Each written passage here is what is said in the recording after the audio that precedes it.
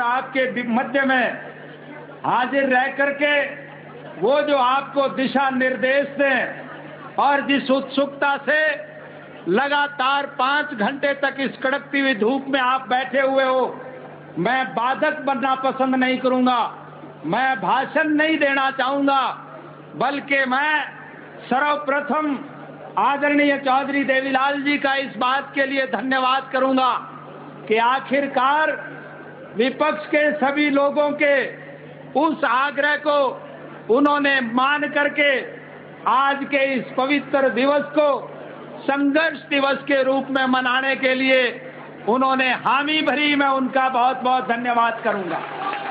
मैं इसके बाद मंच पर विराजमान इन सभी राष्ट्र के महान नेताओं का जो उज्जवल भारत भविष्य की कामना करते हुए देश को एक दिशा देने जा रहे हैं, और मैं दावे के साथ एक बात कहने जा रहा हूं, वो दिन दूर नहीं जब भारत की मौजूदा राजनीति में परिवर्तन आएगा।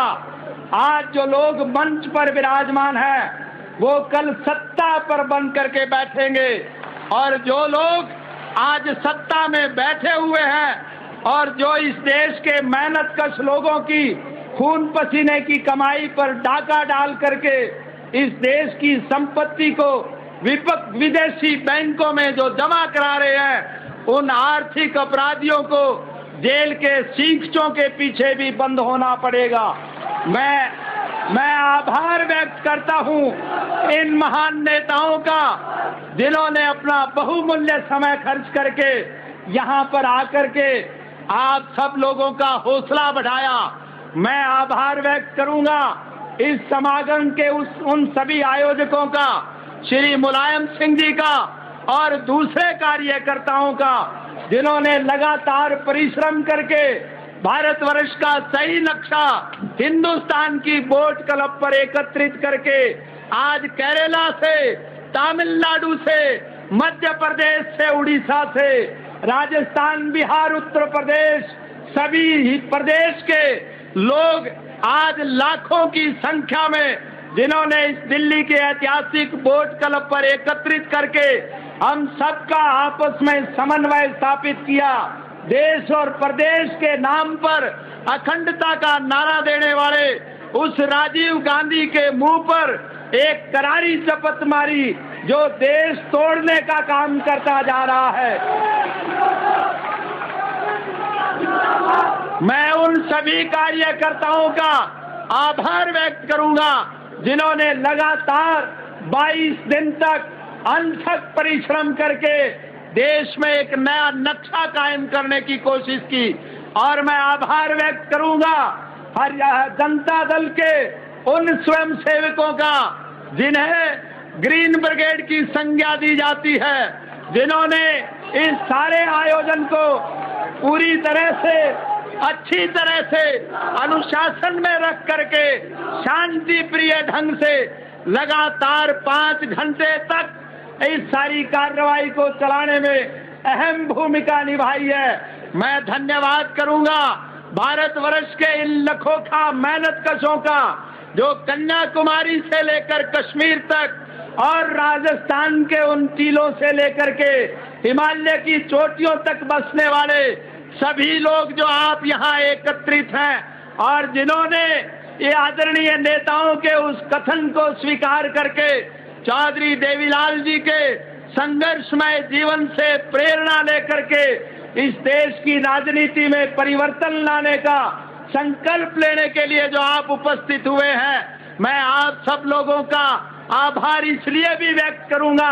प्रेस के भाई भारी संख्या में बैठे हुए हैं, ये जितने लोग यहाँ पर एकत्रित हैं ये सब अपने साधनों से आए हैं, पैदल चल करके आए हैं, साइकिलों पे चल करके आए हैं, ट्रैक्टर ट्रालियों में बैठ करके आए हैं, रेलों में बैठ करके आए हैं। इन्हें लाने का काम जिस प्रकार से केंद्र की कांग्रेस पार्टी की सरकार किया करती है, इस प्रकार का काम नहीं। और ये मेरे कहने की जरूरत नहीं, मैं दावे के साथ एक बात कहने जा रहा हूँ, ये विश्व की विशालतम रैली है।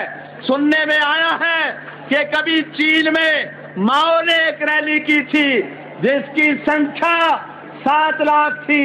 और मुझे याद है सन 1978 में स्वर्गीय चौधरी चरण सिंह के पवित्र जन्म दिवस को जब हमने किसान दिवस के रूप में मनाया था, 25 लाख की संख्या में लोग एकत्रित थे। आज अपना रिकॉर्ड हम स्वयं तोड़ने जा रहे हैं। आज की ये सभा उन दोनों सभाओं से विशाल है और विश्व के इतिहास में एक लामिसाल रैली है। मैं प्रेस के साथियों से एक बात कहना चाहूंगा कि दिल्ली के उस स्टेडियम तक आपको इंसानी सर दिखाई देंगे, तिल फेंकोगे जमीन पे नहीं पड़ेगा। किस अनुशासित ढंग से आज लोग बैठे हुए हैं। मैं इस सब के लिए आप सबका हार्दिक धन्यवाद करता हूं और मैं आपसे केवल एक बात कहने चाहूंगा। मेहनत कश मेरे वर्ग के लोगों से मैं केवल एक अनुरोध करना चाहूंगा कि आज आपके दाएं और बाएं और आपकी आंख के सामने ये जो बड़े बड़े महल बने हुए हैं, इन महलों में बैठने वाले लोग हमारी किस्मत का फैसला करते हैं। लेकिन जो लोग इन महलों में बैठते हैं वो हमारे हमदर्द नहीं है, जिन्हें हमारी समस्याओं का ज्ञान नहीं है। और यही एक कारण है किसान के गन्ने के दाम नहीं बढ़े, मजदूर की मजदूरी नहीं बढ़ी, लेकिन चीनी आसमान को छूती जा रही है। किसान के नरमे कपास के दाम नहीं बढ़े, तेलों के बीजों के दाम नहीं बढ़े, तेल के दाम बढ़ते जा रहे हैं, घी के दाम बढ़ते जा रहे हैं, कपड़े के दाम बढ़ते जा रहे हैं। मजदूर की मजदूरी नहीं बढ़ी, सीमेंट के दाम बढ़ रहे हैं, इंजन के दाम बढ़ रहे हैं, ट्रैक्टर के दाम बढ़ रहे हैं, मोटरसाइकिल स्कूटर के दाम बढ़ रहे हैं, खाद के दाम बढ़ रहे हैं, कीड़े मार दवाओं के दाम बढ़ रहे हैं। जरूरियात जिंदगी की उन सब चीजों के दाम बढ़ते जा रहे हैं जो मशीनों से पैदा होती है, और हर उस चीज के दाम कम होते जा रहे हैं जो हम अपना पसीना बहा करके धरती माँ का सीना चीर करके पैदा करते हैं।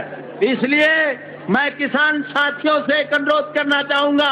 आज की कांग्रेस सरकार का मुखिया राजीव गांधी हर स्तर पर फेल हो चुका है, चाहे वो आर्थिक मामला है, चाहे वो सामाजिक मामला है, चाहे वो राजनीतिक मामला है, चाहे वो देश का आर्थिक मामला है, आंतरिक मामला है, और चाहे वो विदेशी नीति है। आज सारे विदेशी मुल्कों से जो हमारे पड़ोसी हैं, हमारे संबंध अच्छे नहीं है। राजीव गांधी केवल पैसा कमाने पे लगे हुए हैं। हमने प्रजातांत्रिक तरीके से सब प्रयास कर लिए। हमने राजीव गांधी से हर दफा आग्रह करके देख लिया कि देश के हाल पर रहम करिए। सीएजी की रिपोर्ट के बाद उन्हें अपने पद से त्याग पत्र देना चाहिए था। विश्वनाथ प्रताप सिंह ने सबूत के साथ जब इल्जाम लगाए, कांग्रेस की सरकार नहीं मानी थी। सीएजी की रिपोर्ट ने मोहर लगाई, फिर भी नहीं माने। और के सुंदर जी के बयान के बाद एक पल के लिए भी उन्हें नहीं रहना चाहिए था। लेकिन ये लोग कुर्सी इस तरह से नहीं छोड़ेंगे। इसके लिए आपको एक संकल्प लेना पड़ेगा। चौधरी देवीलाल जी के संघर्षमय जीवन से प्रेरणा लेकर के आज की इस भ्रष्ट और करप्ट सरकार के खिलाफ संघर्ष करने का संकल्प लेकर के जाएं। और जिस प्रकार से महाभारत की लड़ाई को टालने के लिए भगवान कृष्ण के सारे प्रयास विफल हुए थे, और आखिर में जाकर के उन्होंने कहा था दुर्योधन पांडवों को केवल 5 गांव दे दे। और इसके लिए जब कृष्ण गया और दुर्योधन ने कहा सुई की नोक के बराबर भी धरती नहीं मिलेगी, तब भगवान कृष्ण ने कहा था ले अब हम जाते हैं, अंतिम संकल्प सुनाते हैं, यातना नहीं अब रण होगा, जीवन जय या की मरण होगा। दुर्योधन तू भूषाई होगा, हिंसा का उत्तरदायी होगा। इसलिए मैं आप सबके माध्यम से भारतवर्ष के प्रधानमंत्री श्री राजीव गांधी से एक बात कहना चाहूंगा कि आज इस देश के लोगों ने चौधरी देवीलाल के संघर्षमय जीवन से प्रेरणा हासिल करके संकल्प लिया है। संघर्ष के बलबूते पर सत्ता बदलेंगे, सत्ता का उपभोग करेंगे, मेहनत कश मेरे वर्ग के लोगों के हितों की रक्षा करेंगे। यही हम सबका संकल्प है और यही चौधरी देवीलाल जी के जीवन की दीर्घ जीवन की कामना का एक लक्ष्य है। आप सबका बहुत बहुत धन्यवाद।